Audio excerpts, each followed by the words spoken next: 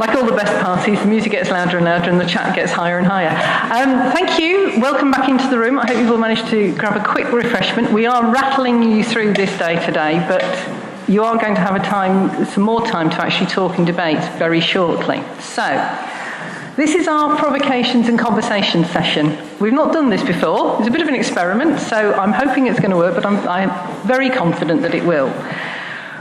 How this is going to work is this. We have with us 5 provocateurs. Oh, and a large cuddly toy, which I hadn't noticed before. That's going to be interesting. Each of whom is going to have 5 minutes to make a lightning pitch, their manifesto, if you like, for the future-proofing that they'd like to see in the sector around their particular areas of interest.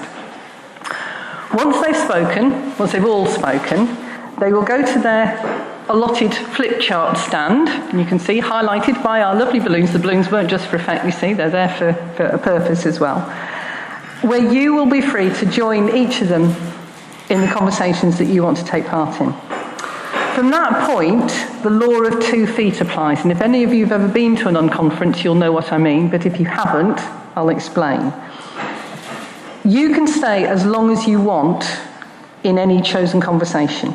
And when you feel that it's time for you to move on to the next discussion, you just get up and you go. No one's going to be offended or distracted if you come and go, and there are no set timings for moving around. If you want to stay in one place right the way through to the lunch break, that's absolutely fine. If you're really into that conversation, absolutely great. If you want to keep jumping around and do 5 minutes in each one, that's also absolutely fine.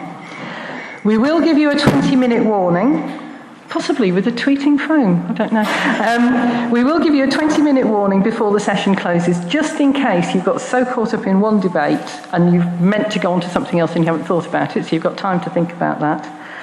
Just as a reminder, our cameramen, John and Alex, will be capturing these conversations as they carry on, so that we can contribute that input into the civil society inquiry.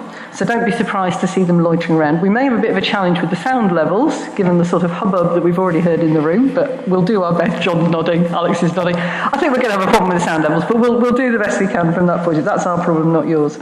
So, if that all makes sense, great. If it doesn't, we'll be shepherding you around anyway. Don't worry, that's fine.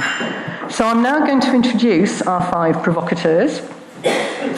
Mandy Johnson is Chief Executive of the Small Charities Coalition, recently named as one of the top 30 social CEOs on Twitter, and a champion of, amongst other things, digital for small charities.